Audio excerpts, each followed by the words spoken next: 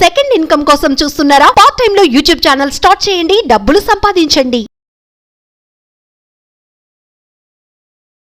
నమస్తే సార్. నమస్తే అమ్మ. ఆంధ్రప్రదేశ్లో కనుక మనం తీసుకున్నట్టయితే చంద్రబాబు నాయుడు గారి అరెస్ట్తో ఒక్కసారిగా రాజకీయ వేడి పుంజుకుందని మాట్లాడుకోవచ్చు. ఎప్పుడైతే చంద్రబాబు నాయుడు గారు అరెస్ట్ అయ్యారో ఆ రోజు నుంచి చాలా కథనాలు మనం వింటూ ఉన్నాము. ప్రత్యేకించి జూనియర్ ఎన్టీఆర్ గారి ప్రస్తావన ఎక్కువగా రావడం జరుగుతుంది. ఆయన రాజకీయాల్లోకి వస్తారు అని ఒకరు, ఈ టైంలో వస్తే కరెక్ట్గా ఉంటుందని ఇంకొందరు, ఈ టైంలో రావడం వల్ల బలం చేకూరుతుందని ఇంకొంతమంది మాట్లాడుతూ ఉన్నారు. అసలు ఆయన జాతక ప్రకారంగా చూసుకుంటే ఏ విధంగా ఉండబోతుంది అంటారు? అసలు రాజకీయ ఎంట్రీ జరగబోయే అవకాశం ఉందా? శ్రీ మహాగణాధిపతయే నమః. ఇక్కడ మనకి ఇంటర్నెట్లో దొరికినటువంటి సమాచారం మేరకు జూనియర్ ఎన్టీఆర్ గారు జన్మించినటువంటి తేదీ 20 మే 1983 జన్మించారు. అయితే టైం అనేది మాత్రం మనకి అంత పర్టిక్యులర్గా దొరకలేదు కనుక ఇప్పుడు మనకున్న ఇన్ఫర్మేషన్ ప్రకారం మనం ఆలోచించేటట్లయితే ఆయనది పుబ్బా నక్షత్రం 1వ పాదం సింహరాశి అవుతుంది. కొంచెం టైం కనుక మారితే మఖా నక్షత్రం సింహరాశి అవుతుంది. ఓకే, అంటే ఈ రెండిట్లో మనకున్న ఇన్ఫర్మేషన్ ప్రస్తుతానికైతే ఇది. దీని ప్రకారం కనుక మనం చూసుకుంటే ఇక్కడ కన్యా లగ్నం, సింహరాశి, పుబ్బా నక్షత్రం 1వ పాదం అవుతుంది. ఈ జాతక రీత్యా చూసుకుంటే ఈయనకి ప్రస్తుతం వచ్చేటప్పటికి ఈ రాహు మహర్దశ ఎంటర్ అయిపోయింది. అంటే ఈయన శశి కుజ రాహుర్జీవ మందజ్ఞ కేతు భృగు అంటారు. అంటే దశాక్రమం అది. ఈ కుజ మహర్దశలో ఆయనకి RRR మంచి సూపర్ హిట్ అవ్వటం, ఆస్కార్కి నామినేట్ అవ్వటం, మంచి పేరు ప్రతిష్టలు రావటం, ఇలాంటివన్నీ కూడా ఇక్కడ జరిగినాయి. ఇక తర్వాత ఇలా మనం తెలియనప్పుడు ఏం చేస్తామంటే, అంటే ఒక టైం అనేది కొంచెం పర్టికులర్గా ఇది యథమిద్దంగా ఎన్ని గంటలు ఎన్ని నిమిషాలు కానీ తెలియనప్పుడు జ్యోతిషశాస్త్ర రీత్యా మనం ఫాలో అయ్యేటువంటి విధానం ఏంటంటే జగర్ లగ్నం అంటే మేష లగ్నం తీసుకుంటాం. మేష లగ్నం ఏంటి, లగ్నాలన్నింటిలోకి ఫస్ట్ లగ్నాన్ని లగ్నంగా తీసుకుంటాం. జ్యోతిషశాస్త్రంలో పరాశర స్మృతిలో అది కూడా ఒక చోట చెప్పబడింది. ఏమని చెప్పబడిందంటే ఎవరికైనా సరే ఇట్లా లగ్న వివరాలు తెలియనప్పుడు మేషలగ్నం నుంచి కూడా క్యాలిక్యులేషన్ ఏమని ఉంది. ఈ మేషలగ్నం నుంచి క్యాలిక్యులేషన్ వేస్తే ఏమవుతుందంటే మేషలగ్నం మఖా నక్షత్రం సింహరాశి అవుతుంది. సరే, ఈ రెండింటినీ మనం క్లబ్ చేసుకుని బేరీజ్ వేసుకుని ఆయనకి గతంలో జరిగినటువంటి సినీ ప్రస్థానం కావచ్చు, ఆయన తండ్రి గారు మరణించినటువంటి టైం కావచ్చు, వీటన్నింటినీ మనం బేరీజ్ వేసుకుని మనం చేసింది ఏంటంటే ఆయన జాతక రీత్యా మనం రీసెర్చ్ చేసిన మీదట గమనించిన అంశం ఏంటంటే జూనియర్ ఎన్టీ రామారావు గారికి అయితే మాత్రం మనం గతంలో కూడా నాకు తెలిసి ఒక 4 years బ్యాక్ అనుకుంటాను చెప్పాం.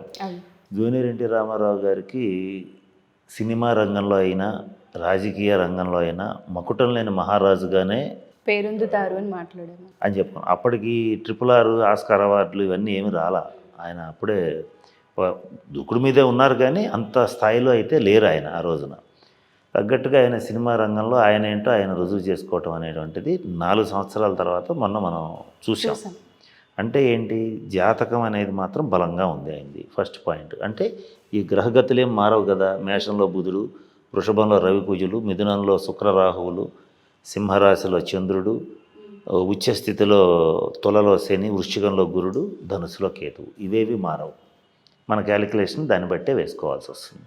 ఈ గ్రహగతుల్ని బట్టి చూసేటట్లయితే ఇక్కడ ఎప్పుడైతే సింహరాశిలో ఈయన జన్మించాడో ఆయనకి ఏదైనా సరే ఈ రవి కారకత్వం ఎక్కువ ఉంటుంది. అంటే రవి అంటే తండ్రి కారకుడు. మనం గతంలో కూడా చెప్పాం, ఎప్పుడు చెప్తున్నాం ఏంటంటే ఏదైనా సరే రాజకీయ వారసత్వం అనేటువంటిది ఏదైతే ఉంటుందో ఈ వారసత్వాన్ని ఇచ్చే గ్రహం రవి. అంటే ఎవరైనా ఒక ఎమ్మెల్యే అయినా, మినిస్టర్ అయినా, లేదా సీఎం అయినా, పిఎం అయినా ఇక్కడ 2 రకాలుగా అధికారం వస్తుంది. ఎట్లా వస్తుందంటే వాళ్ళంతటా వాళ్ళు కష్టపడి వాళ్ళ కెరీర్ని వాళ్ళు నిర్మించుకొని ఇలా పైకి వస్తే వాళ్ళకి శనీశ్వరుడు బలంగా ఉంటే అలా వస్తాడు. ఇప్పుడు పెద్ద ఎన్టీ రామారావు గారు ఉన్నారు. సీనియర్ ఎన్టీ రామారావు గారికి రాజకీయ నేపథ్యం ఏమీ లేదు ఆయనకి.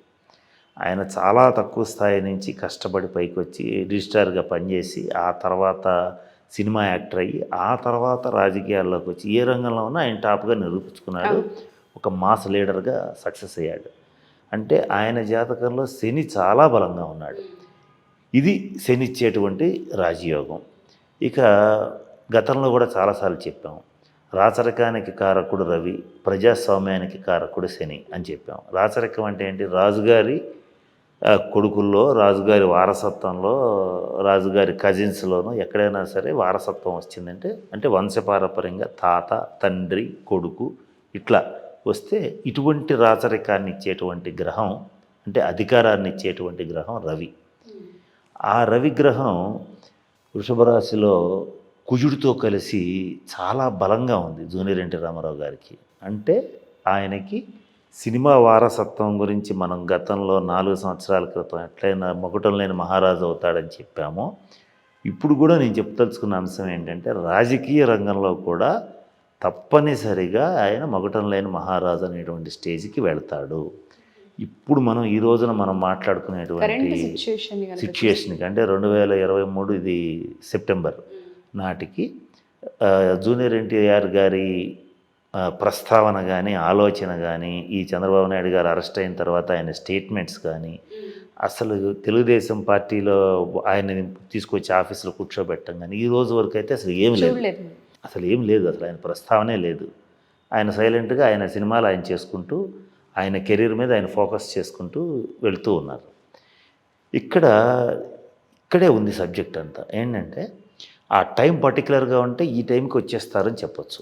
ఇది లేనప్పుడు మేషలగ్నం అని చెప్పాం. మేషలగ్నం రీత్యా కనుక లెక్కేసుకుంటే మఖా నక్షత్రం సింహరాశి అయింది. రాహు మహర్దశ మొన్న స్టార్ట్ అయిపోతుంది. అంటే ఎప్పుడు స్టార్ట్ అయింది? 2023 మార్చి ఏప్రిల్ నుంచి రాహు మహర్దశ మొదలైంది. ఇక్కడ రాహు ఈయనకి మిథున రాశిలో శుక్రుడితో కలిసి ఉన్నాడు. ఈ శుక్రరాహువుల కాంబినేషన్ అనేది కొంచెం విచిత్రంగా ఉంటుంది. అంటే ఒక పక్క ఈ కళాకారుడు శుక్రుడు, రాహు ఇచ్చేటువంటిది రాజకీయ యోగం, అలాగే సడన్గా వ్యాపారాలు చేయటం, స్పెక్యులేషన్స్. అలాగే రాహుకారకత్వం అంటే ఏంటంటే ఏ పని ఎవరితో కలిసి ఉంటే ఆ పనిలో సక్సెస్ చేస్తాడు. ఇప్పుడు శుక్రుడితో కలిసినాడు కనుక సినిమా రంగంలో ఎన్ని టాప్ మోస్ట్ స్థితికి తీసుకెళ్ళిపోతాడు. అంటే శుక్రుడి యొక్క లక్షణాలు రాహుకు వస్తాయి. ఎవరితో కలిసి ఉంటే వాళ్ళని డామినేట్ చేసి వాళ్ళు ఇచ్చే ఫలితాలు కూడా ఈయన ఇచ్చేస్తాడు. ఇది రాహు యొక్క లక్షణం. రాహు ఎంత బలవంతుడంటే జ్యోతిష్శాస్త్ర రీత్యా ఈ రవి చంద్ర గ్రహాలు రాజగ్రహాలు. అంటే ఈ మొత్తం చక్రానికి రాజు రవి, అంటే సూర్యుని బేస్ చేసుకునే మిగిలిన గ్రహాలు ఉంటాయి. గ్రహరాజు అంటారు. గ్రహరాజుని కూడా మింగుతాడు అంటే ఛాయలాగా కమ్ముతాడు. సైన్స్ రీత్యా అయితే ఛాయలాగా కమ్ముతాడు. దీని రీత్యా అయితే మింగేయగలుగుతాడు. అంటే అంత బలవంతుడు. ఈ రాహు బ్యాక్గ్రౌండ్ తీసుకుంటే ఈ సింహికకి పుట్టినటువంటి వాడు రాహు. సింహిక అంటే ఈ రాక్షస స్త్రీ, అంటే ఈ రావణాసురుడికి కాపలా కాసేటువంటి ఒక బలమైనటువంటి రాక్షసి. ఆమె యొక్క లక్షణం ఏంటంటే సింహిక లక్షణం సముద్రంలో ఉంటుంది. లంకకి వెళ్ళాలంటే సముద్రం దాటి వెళ్ళాలి. ఈ పైన వెళ్ళేటువంటి ఎవరైనా సరే, అంటే ఈ సముద్రం పైన గాలిలో వెళ్ళేటువంటి వాళ్ళని ఎవరైనా సరే కొన్ని వందల కిలోమీటర్ల వరకు లాగేసుకుంటుంది. నీడ పడితే లాగుతుందని రామాయణంలో ఉంది. ఆంజనేయ స్వామి వారు లంకకి వెళ్తున్నప్పుడు ఆయన నీడని పట్టుకుని లాగేసింది. ఎక్కడైనా మనిషిని పట్టుకుని లాగుతారు, కానీ సింహిక నీడను పట్టుకుని లాగి మింగేయగలదు. అంత బలవంతురాలు. దీన్ని మనం కొంచెం అడ్వాన్స్డ్ స్టేజ్లో చెప్పుకుంటే బెర్ముడా ట్రయాంగిల్ అంటాం మనం. బెర్ముడా ట్రయాంగిల్ అంటే ఆ బెర్ముడా ట్రయాంగిల్ పైన ఫ్లైట్స్ వెళ్ళవు. ఎందుకు వెళ్ళవంటే అక్కడ ఒక ఆకర్షణ శక్తి ఉంటుంది. ఆ ఫ్లైట్ కొన్ని వందల కిలోమీటర్లు పైన వెళ్తున్నా సరే ఆ ఫ్లైట్ని పట్టుకుని లాగేసుకుంటే ఎటుపోతే తెలియదు, ఇక ట్రేస్ అయ్యే ఛాన్సే లేదు. కాబట్టి పైలట్స్ ఇప్పుడు కూడా ఆ బెర్ముడా ట్రయాంగిల్స్కి పక్క నుంచి దాని లాంగిట్యూడ్ లాటిట్యూడ్ తప్పించి వెళుతూ ఉంటారు. ఇదే మన పూర్వకాలంలో సింహిక అని అట్లా చెప్పడం జరిగింది. అంటే ఇది దీనికి దానికి రిలేషన్, అంటే ఒక పోలిక. అటువంటి సింహికకి జన్మించినటువంటి రాహు సైమికేయుడు, అంటే సింహికకి జన్మించిన వాడు ఆయన ఏంటంటే అమృతం తాగటం వల్ల మనకు తెలిసిందే అమరత్వం పొందుతాడు. దేవతలు దానవులు యుద్ధం చేసి అదే క్షీరసాగర మథనం చేసినప్పుడు అమృతం వచ్చింది. దేవతలందరూ తాగేస్తున్నారని గమనించాడు, తెలియగలవాడు రాహువు. గమనించినప్పుడు దేవతల వేషం వేసుకుని దేవతల వరుసలో కూర్చున్నాడు. విష్ణుమూర్తి జగన్మోహిని అలంకారంతో అమృతం పంచేశాడు. పంచేసినప్పుడు ఆ రాహువు దాన్ని తాగేశాడు. తాగేసినప్పుడు అమృతం వచ్చేసింది. అప్పుడు సూర్యచంద్రులు సైగ చేశారు, ఇటు రాక్షసుడు ఇటు దేవుడు కాదు, రాక్షసులకి అమృతం ఇస్తే వాళ్ళు తాగకపోతే లోకాలన్నీ చచ్చిపోతాయి అని చెప్పేటప్పుడు విష్ణుమూర్తి సుదర్శన చక్రంతో రాహువుని ఖండించాడు. కానీ అప్పటికే తాగేస్తున్నాడు కనుక రాహువు తల తెగిపోయింది. తల ఒక పక్క, మొండెం ఒక పక్కకి వచ్చేసింది. వచ్చిన ఎప్పుడైతే అమృతం తాగాడో దైవత్వం అమరత్వం వచ్చేసి గ్రహాధిపత్యం వచ్చింది వాళ్ళకి. తల రాహువు, తోక కేతువు. అటువంటి బలమైనటువంటి రాహువు ఎవరి జన్మ జాతకంలో బలంగా ఉంటాడో వాళ్ళది ఇక విపరీతమైన బలం, అంటే రాక్షస బలం. ఆ బలానికి ఎదురుండదు. అటువంటి రాహు మహర్దశ ప్రతి మనిషి జీవితంలో వస్తూ ఉంటుంది. ఈయనకి మనం ఇప్పటివరకు ఇంతవరకు చెప్పుకున్న రాహు బలం, అంటే గ్రహాలన్నింటిలోకి అత్యంత బలమైన గ్రహం రాహుగ్రహం. ఈ రాహుగ్రహం యొక్క లక్షణాలు చెప్పాము ఇప్పుడు మనకి. అంటే అదంతా ఒక మాయ. విష్ణుమూర్తే మాయ. విష్ణుమూర్తిని మాయ చేసింది ఎవరు? రాహువు. అర్థమైంది కదా. అంటే దేవతల వరుసలో కూర్చున్నాడు. అంటే రాహు అంత మాయగా ఇస్తాడు. యోగాన్ని ఇచ్చినా అలాగే ఇస్తాడు, అవయోగాన్ని ఇచ్చినా అలాగే ఇస్తాడు. అటువంటి రాహు మహర్దశ మనిషి జన్మ జాతకంలో ఎంటర్ అయినప్పుడు, అంటే వచ్చినప్పుడు వాళ్ళకి తెలియకుండానే చాలా మార్పులు వస్తాయి. అంటే వాళ్ళకి తెలియకుండానే కొన్ని నిర్ణయాలు తీసేసుకుంటారు, లేదా లిటరల్లీ ఫోర్స్డ్గా కొన్ని నిర్ణయాలు తీసుకోవలసిన పరిస్థితులు సృష్టిస్తాడు. అంటే వాళ్ళకి ఇంట్రెస్ట్ ఉండొచ్చు, ఉండకపోవచ్చు, కానీ తెలియకుండానే వెళ్ళిపోతారు. ఈ రాహు మహర్దశ అటువంటిది. ఇప్పుడు మనం జగర్ లగ్న రీత్యా, అంటే మేష లగ్న రీత్యా, ఇక్కడ జనరల్గా వేసే లగ్న రీత్యా, మేష లగ్న రీత్యా చూసుకుంటే రాహు మహర్దశ 2023 మార్చితో స్టార్ట్ అయిపోయింది. స్టార్ట్ అయింది కనుక నా క్యాలిక్యులేషన్ ప్రకారం ఈ సింహరాశి జాతకుడైనటువంటి జూనియర్ ఎన్టీ రామారావు గారికి, ఆయనకి ఇష్టం ఉన్నా ఇష్టం లేకపోయినా ప్రత్యక్షంగా కానీ పరోక్షంగా కానీ అవసరమైనప్పుడైనా కానీ ఏదో ఒక సమయంలో ఆయన చాలా త్వరగా ఈ జనంలోకి రావటం, పార్టీ గురించి ఆలోచించడం, దానికి సంబంధించిన కార్యక్రమాలు చేయడం అనేటువంటిది జరుగుతుంది. సార్, మీరు అన్నట్టుగానే ఇందాక ప్రస్తుత పరిస్థితులను చూస్తుంటే ఏ రకంగానూ ఆయన ప్రజెంట్ మనకెక్కడా కనిపించట్లేదు. బట్ ఆయన జాతక ప్రత్యయం మనం చూసుకుంటే అన్ఎక్స్పెక్టెడ్గా అయినా సరే జరిగే అవకాశం ఉంటుందని మాట్లాడుతున్నారు. కాబట్టి ఎప్పుడు ఎక్స్పెక్ట్ చేయొచ్చు అంటారు? అదేనమ్మా, ఇక్కడ ఏంటంటే రాహు యొక్క మహర్దశ మొదలైందని మనం మేషలగ్నం వేస్తే చెప్పుకున్నాం. ఒకవేళ మేషలగ్నం కాకపోయింది అనుకో, దశాంతర దశలు కొంచెం మారతాయి. అంటే మేషలగ్నం కాకపోతే 2028-29లో వద్దన్న ఆయన రాజకీయ రంగ ప్రవేశం చేస్తాడు. అయితే ఇక్కడ గోచార రీత్యా మనం ఒకటి గమనించాలి. గోచార రీత్యా రేపు నవంబర్ 1వ తారీఖు 2వ తారీఖులో ఈ రాహువు మేషంలోంచి మీనంలో ప్రవేశిస్తున్నాడు. అంటే ఇక్కడ చంద్రుడి నుంచి అష్టమ స్థానంలోకి రాహువు ఈయనకి గోచార రీత్యా ప్రవేశించి సంచరించడం అనేటువంటిది జరుగుతుంది. ఆ సమయంలో ఆయన ఒక నిర్ణయం తీసుకోవచ్చు, సడన్గా స్టేట్మెంట్స్ ఇవ్వచ్చు, డెఫినెట్గా బయటకు వస్తాడు. ఈ రాజకీయ రంగ స్టేట్మెంట్స్ ఇవ్వటం కానీ, వీటి రీత్యా ఆయన తాలూకు ఇన్ఫ్లుయెన్స్ కానీ ఏదైనా సరే రేపు నవంబర్ 1 తర్వాత ఎనీ టైం మనకి కనిపించే అవకాశం 100% జరుగుతుంది. ఇంకో 4 రోజుల ముందే కూడా జరగచ్చు. గోచార రీత్యా ఆయనకి టైం అయితే, బయటికి రావాల్సిన టైం అయితే వచ్చేసింది. ఖచ్చితంగా ఆయన స్టేట్మెంట్స్ ఇవ్వటం కానీ, లేదంటే ఇది ఇట్లా చేయాలని చెప్పటం కానీ జరుగుతుంది.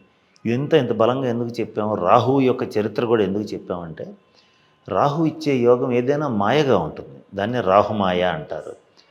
అది మనతో సంబంధం ఉండదు, తెలియకుండానే అగ్రెసివ్గా ఓపెన్ అయిపోతుంది. డెసిషన్స్ చేసేసుకోవడం జరుగుతుంది. ఒకవేళ ఆయన తీసుకోదలుచుకోలేదు అనుకోండి, లిటరల్లీ ఫోర్స్డ్గా అయినా సరే ఆ పని చేయిస్తాడు. అది సృష్టించబడుతుంది. సృష్టించబడినప్పుడు తప్పనిసరిగా వస్తుంది. ఏది ఏమైనా ఆయన రేపు నవంబర్ 1 తర్వాత ఆయన ఈ రాజకీయ స్టేట్మెంట్స్ ఇచ్చినా, లేకపోతే కొంతకాలం ఆగినా సరే 2028-29కి అయినా సరే ఆయన రాజకీయ రంగంలోకి రావటం అనేటువంటిది ఖచ్చితంగా ఎక్స్పెక్ట్ చేయొచ్చు. ఖచ్చితంగా జరుగుతుంది. జరిగిన తర్వాత 24లో మనం చెప్పిన స్టేట్మెంట్ మళ్ళీ ఇప్పుడు చెప్తున్నాను. ఏంటంటే ఆయన సినిమా రంగంలో ఉన్న, రాజకీయ రంగంలో ఉన్న మంచి పేరు ప్రతిష్టలు తెచ్చుకోవడం అనేటువంటిది జరుగుతుంది. అయితే 28, 29లో వచ్చినప్పుడు ఏ పార్టీలో ఉంటారు, అసలు ఆ పార్టీకి అప్పటికి వాళ్ళ తాతగారు స్థాపించిన పార్టీకి అప్పటికి మనుగడ ఉంటుందా ఉండదా ఏంటనేది ఈ తెలుగుదేశం పార్టీ జాతక రీత్యా ఉంటుంది. ఓకే. అంటే ఇక్కడున్న పరిస్థితుల రీత్యా అధినేత జాతక రీత్యా వీటి మీద బేస్ అయ్యేటువంటిది ఉంటుంది. అప్పుడు ఆయన జాతక వివరాలను బట్టి మనం చెప్పవలసి ఉంటుంది. ఏది ఏమైనప్పటికీ రాజకీయ ప్రవేశం కానివ్వండి, 100% ఉంటుంది. రాజకీయ రంగంలో సక్సెస్ కూడా ఉంటుంది ఆయనకి, అందులో సందేహం లేదు. తప్పకుండా వస్తాడు.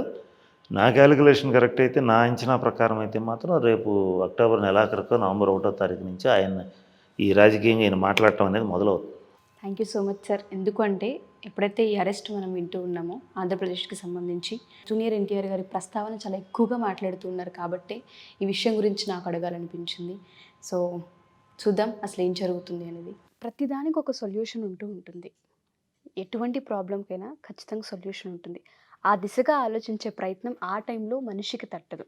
దైవానుగ్రహం గనక యాడ్ అవ్వాలి అంటే అసలు ఏం చేయాలంటారు? నెగిటివ్ కానివ్వండి, సకాలంలో అనుకున్న పనులు అవ్వాలన్నా కానివ్వండి, ఫస్ట్ పాజిటివ్గా ఆలోచించాలన్నా, లేదు జరుగుతుందన్న హోప్ క్రియేట్ అవ్వాలన్నా మనిషి అసలు ఏం చేయొచ్చు అంటారు? వాళ్ళకి మనం అంటే ఒక ప్రక్రియ దిశగా చెప్పాలి అనుకుంటే ఏం చెప్పొచ్చు? ఏం పరిహారం కింద చెప్పొచ్చు అంటారు?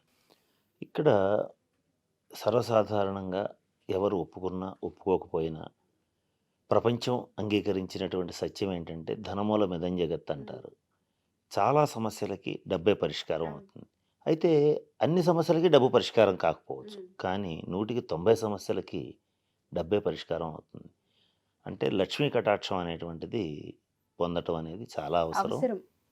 ఆ లక్ష్మీ కటాక్షం పొందటానికి ముఖ్యంగా ఈ మాసంలో, శ్రావణ మాసంలో అందరూ కూడా శ్రావణ శుక్రవారం నాడు వరలక్ష్మి వ్రతం అని, అలాగే శుక్రవారం నాడు పూజలు చేసుకోవటం, మంగళగౌరి నోములు చేయటం, శ్రావణ మంగళగౌరి నోములు వ్రతాలు చేయటం ఇవన్నీ చేస్తారు. అవును. ఎక్కువగా ఇదంతా పూజల సమయంగా భావిస్తూ ఉంటాం. ఇవన్నీ చేస్తుంటారు. వాటితో పాటుగా ఈ మాసంలో ఒక ప్రత్యేకమైనటువంటి రోజు ఒకటి ఉంది. అదేంటంటే 15వ తారీఖు చివరి శుక్రవారం వచ్చింది.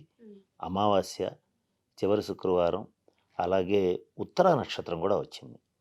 అంటే లక్ష్మీదేవి జన్మ నక్షత్రం ఉత్తరా నక్షత్రం రోజున, అలాగే అమావాస్యకి అత్యంత ఇష్టమైనటువంటి తిథి అమావాస్య, అలాగే శుక్రవారం.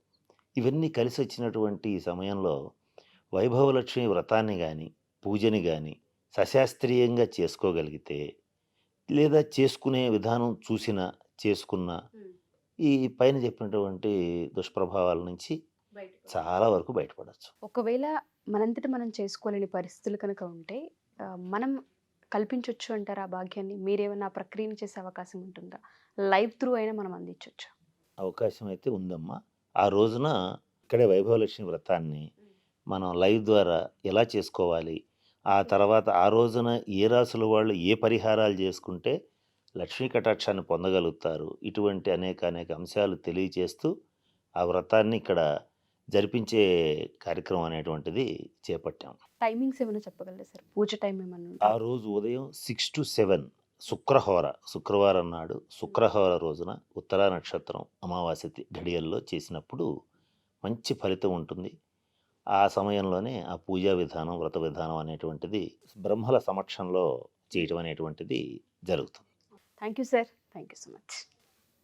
సో ఎవరైనా సరే ఈ వీడియో చూసిన తర్వాత మీరు కనుక ఈ పూజలో పాల్గొనాలి అనుకుంటే ఈ నెల 15వ తారీఖు పొద్దున 6 గంటల నుంచి 7 గంటల వరకు లైవ్ అయితే తీసుకుంటాము.